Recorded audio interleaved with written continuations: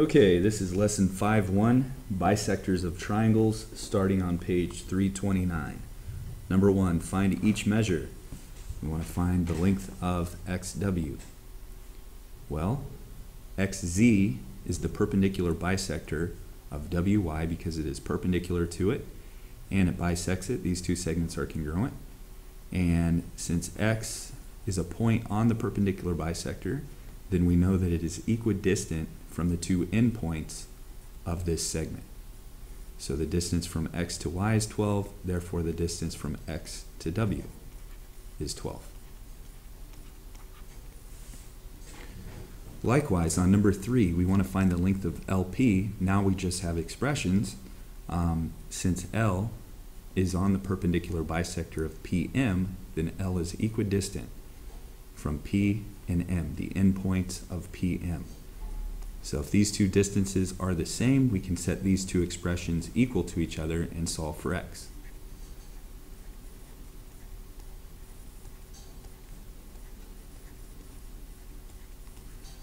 So next we would subtract 7x from both sides and add 5 to both sides and divide both sides by 3. So x is equal to 2. To find LP, we have to substitute back into the expression for LP, which is 10x, so 10 times 2 minus 5.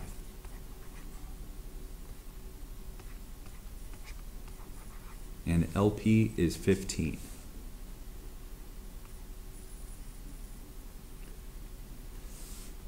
On number 5, to find the measure of CP, this length right here, we know that this length will be equal to this length because P is on the angle bisector of angle ABC. We know that because these two parts are congruent here, and if it is on the angle bisector, then it is equidistant from the two sides of the angle. So, if PA is 8, then CP is 8.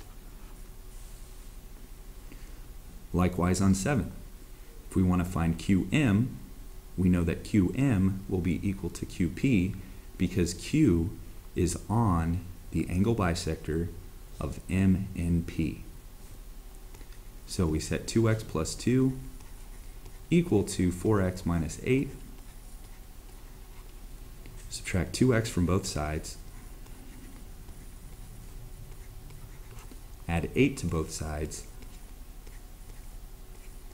And divide both sides by 2. So if x is equal to 5, then QM, which is 2x plus 2, so 2 times x is 5, plus 2, so that would be 10 plus 2, or 12. On number 9, we want to find the length of NP. We know that NP is equal to LP because P has to be equidistant from the two endpoints of segment LN. And the reason for that is because P is on the perpendicular bisector of LN. This ray is perpendicular to this segment, and it splits this segment into two congruent segments, 10 and 10. So we can set 2x minus 4 equal to x plus 5 and solve for x. So we would subtract x from both sides and add 4 to both sides. So if x is equal to 9, then NP, which is x plus 5, so that would be 9 plus 5, is equal to 14. On number 11, we want to find the length of KL, and we have point M, which is equidistant from the endpoints of JL. These two distances are the same, and if a point is equidistant from the endpoints of a segment, then that point lies on the perpendicular bisector of the segment. So we can say that MK is the perpendicular bisector of JL. Therefore, it will split JL in half. So these two segments will be congruent, And if the full segment is 12, just divide that by 2, and you have your answer.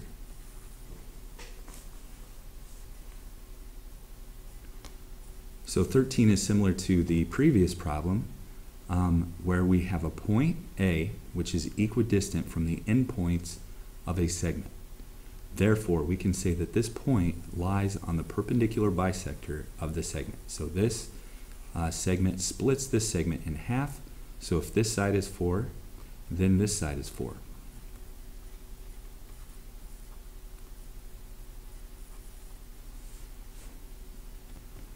For number 17, it says point D is the circumcenter of triangle ABC.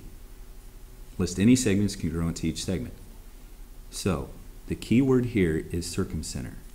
The circumcenter of a triangle is where the perpendicular bisectors of the triangle intersect. And by the circumcenter theorem, you can look that up. The circumcenter theorem says that it will be equidistant from the 3 vertices of the triangle. So, on number 17, we want to know what segments are congruent to segment AD, this segment right here. Since D is equidistant from the vertices, then the distance from D to A will be the same as D to C and D to B. So we can say that AD is congruent to CD and also congruent to BD.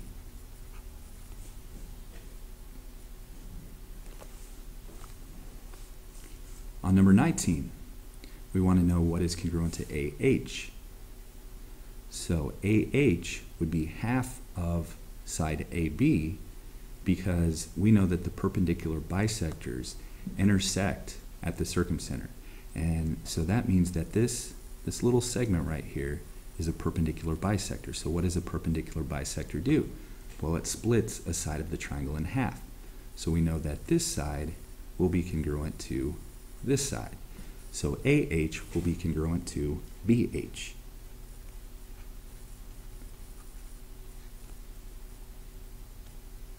On 21, we want to find the length of AF. AF is congruent to AD. And the reason for that is because A is on the angle bisector of angle DEF. So we see that DEF is being split into 2 congruent angles, 32 and 32 degrees. So we know that this ray right here is the angle bisector. So if a point is on the angle bisector, then it is equidistant from the sides of the angle. So AD is equal to AF. And we can apply that same idea here for to find the measure of angle PNM. We know that if a point is equidistant from the 2 sides of the angle, so this distance is 18, this distance is 18, then we know that this point lies on the angle bisector. So this ray is splitting angle MNP in half. So that means that these 2 angles are congruent, and I can set 3x plus 5 equal to 4x minus 8. So subtract 3x from both sides, add 8 to both sides, and we get x is equal to 13. And from there, to find PNM, the measure of PNM, we would substitute in here and substitute in here, and then add these 2 angles together. So we would have 3 times 13 plus 5. So 3 times 13 would be 39, plus 5 would be 44. So this angle, MNQ, is 44 degrees. And likewise, this angle should be 44. Let's just double check. So we have 4 times 13 minus 8. So 4 times 13 would be 52. And subtract 8, and we have 44 degrees. So both of these angles are 44 degrees, therefore the entire angle PNM would be their sum. So 44 plus 44, so our answer is 88 degrees. On 25, we want to find the measure of angle PQS, which in the diagram it shows that that PQS is congruent to RQS. So QS is the angle bisector of PQR. Therefore, we have that this angle is 48 degrees, so this angle has to be 48. And all three angles must add up to 180. Since it's a right triangle, we could also just subtract our acute angle from 90 to get our other acute angle. So the measure of angle PQS would be 90 minus 48, or 42 degrees. So the measure of angle PQS is 42 degrees. Okay, for 27, we want to find the length of PB. Our directions say point P is the end center of triangle AEC. Find each measure below.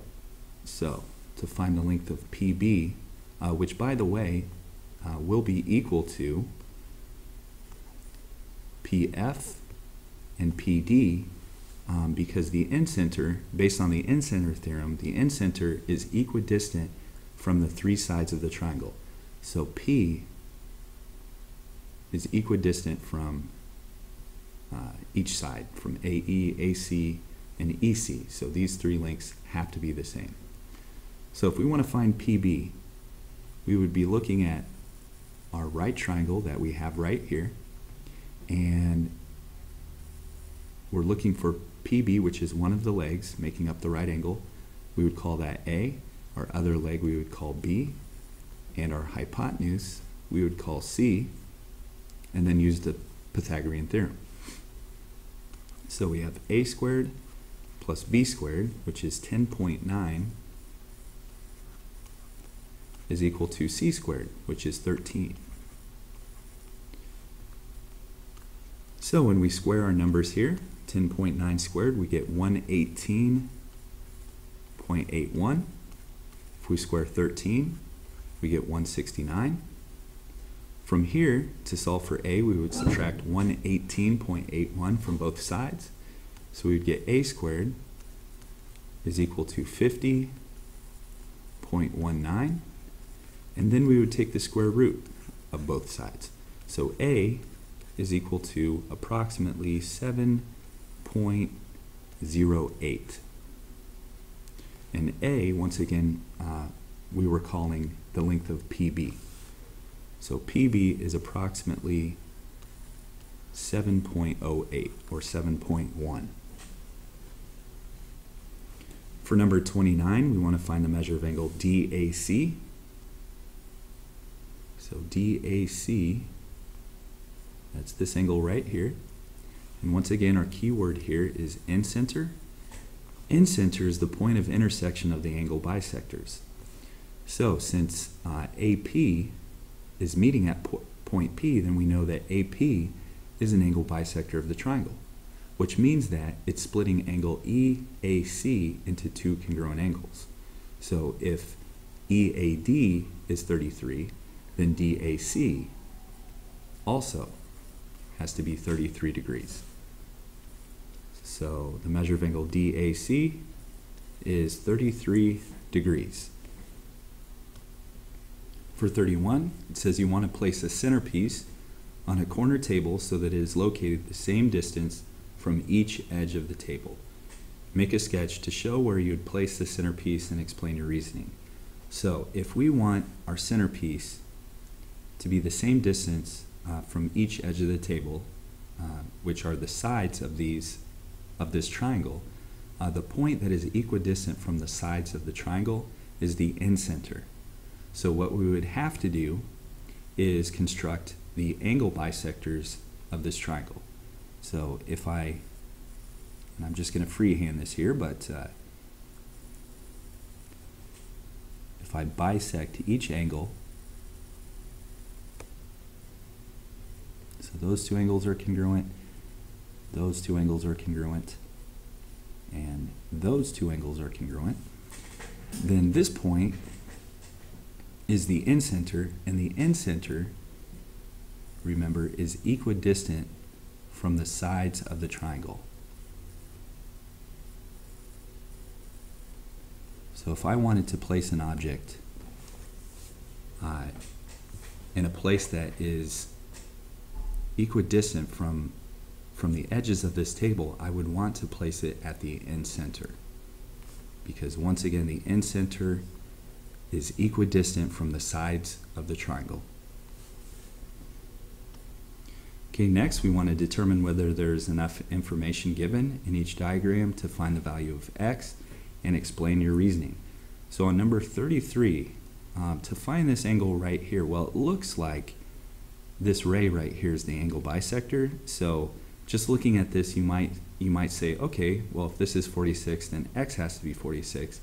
But we have to make sure of one thing. We have to know if this point is equidistant from the two sides of the angle.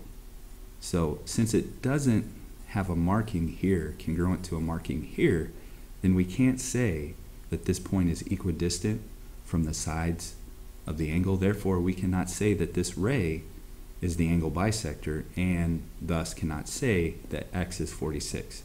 So there is not enough information in this diagram.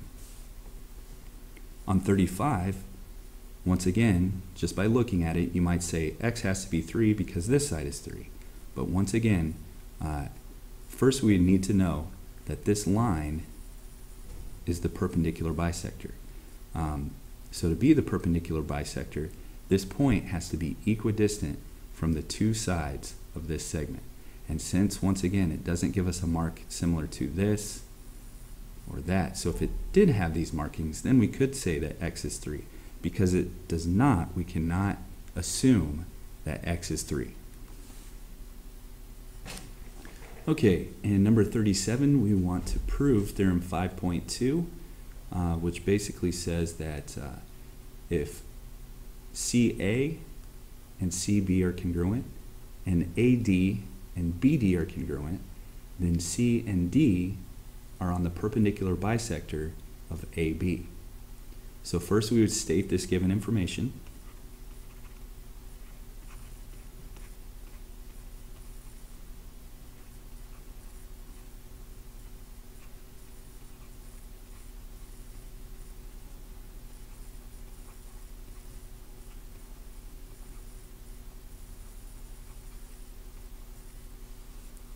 And we would mark that in our diagram.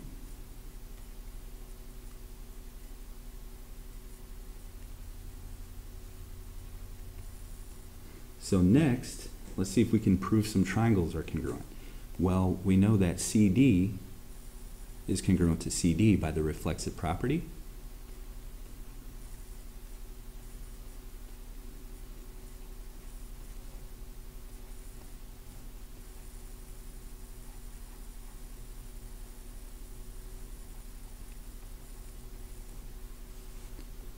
Therefore, we can say that triangle CAD is congruent to triangle CBD because we have a side here, and a side here congruent to a side, side, and side for that triangle.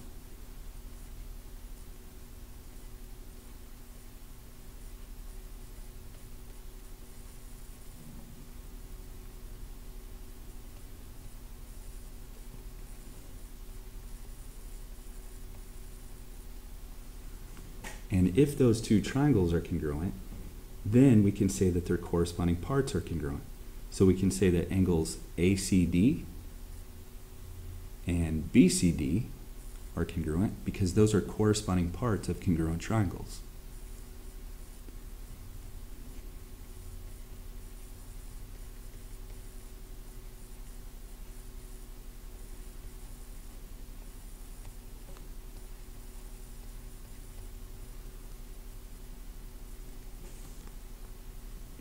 And once again, by the reflexive property, we can say that CE is congruent to CE.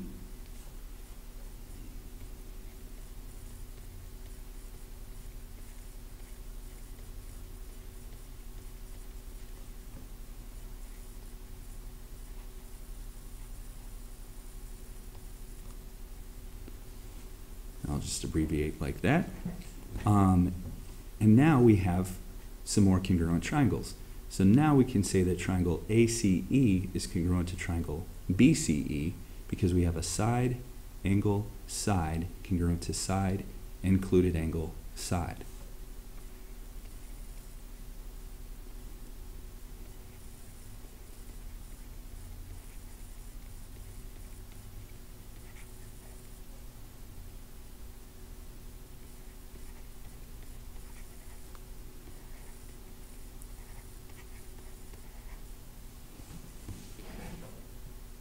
And therefore, if those two triangles are congruent, we can say that AE and BE are congruent.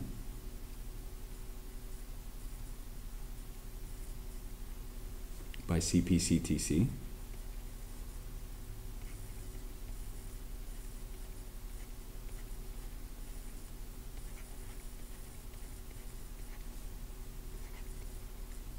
Corresponding parts of congruent triangles are congruent. And since those two segments are congruent, then that means that E is the midpoint because it's bisecting this segment. It's splitting it into two congruent segments. So E is the midpoint of segment AB by definition of midpoint.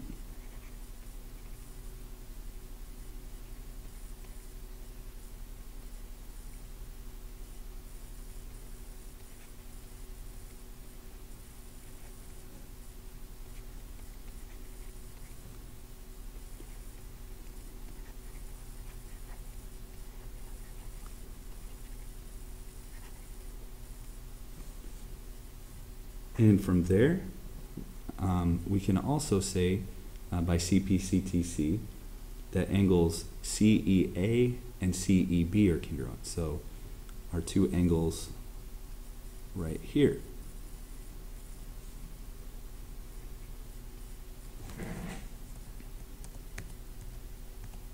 And I don't want to cover up my letter there, so I'll just mark it like that.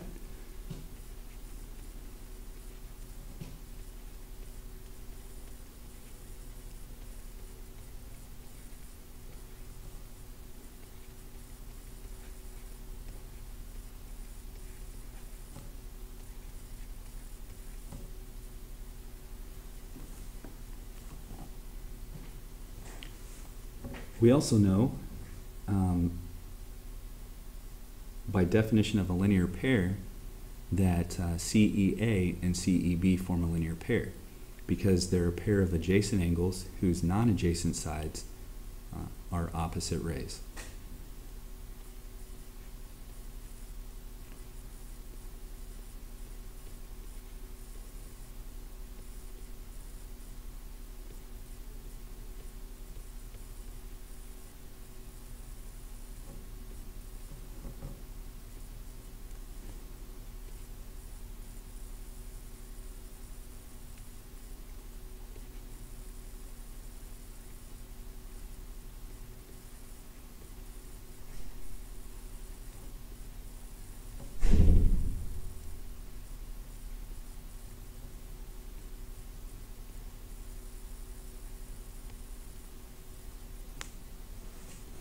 And if they're a linear pair, excuse me, then by the supplements theorem, we can say that they're supplementary.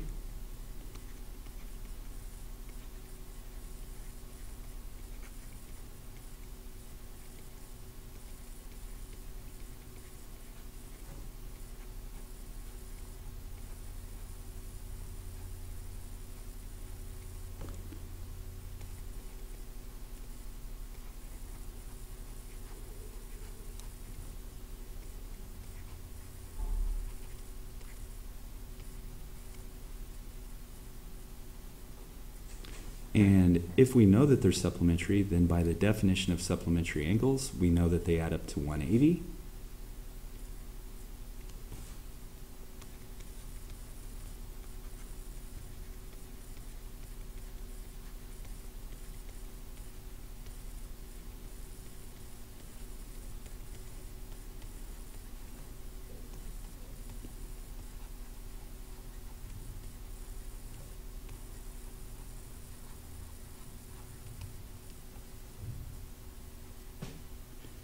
And by the substitution property, since we know that CEA and CEB are congruent, then I can substitute in CEA for CEB.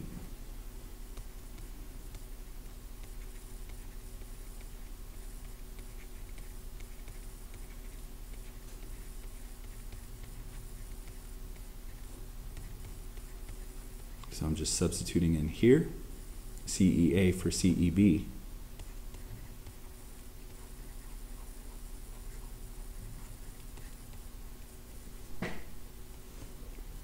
And if I simplify my equation,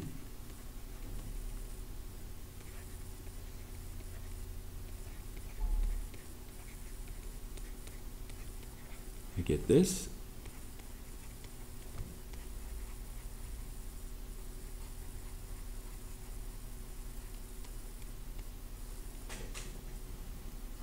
And if I divide both sides by 2,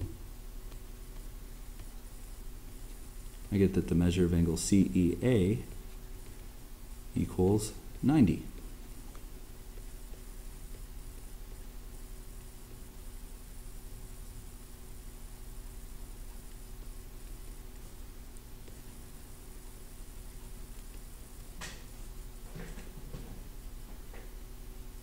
And therefore I can say that CEA and CEB are right angles because they equal 90.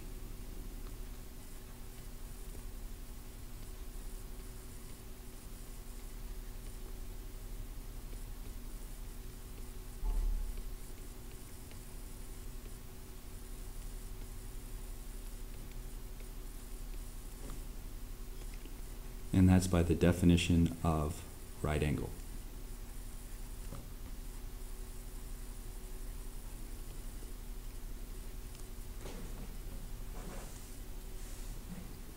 So, looking back at our diagram here, if CEA and CEB are right angles, then I can say that CD is perpendicular to AB by the definition of perpendicular lines, because these two lines form right angles.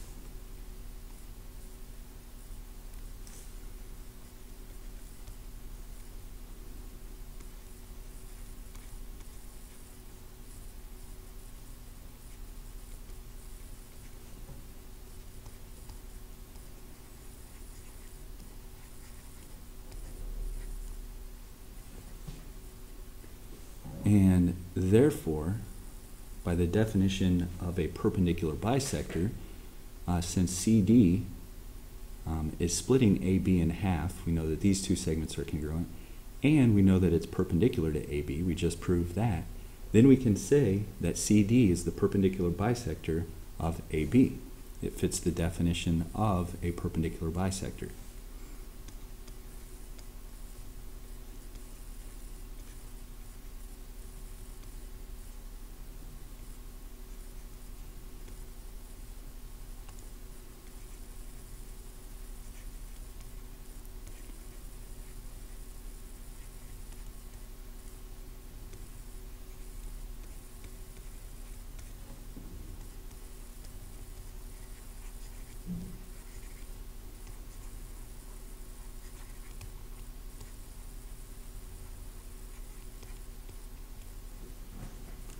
And since it is the perpendicular bisector of AB, and C and D are on CD by the definition of point on a line, we know that they're on segment CD because it's in the name. So by definition of point on a line, C and D are on the perpendicular bisector of segment AB.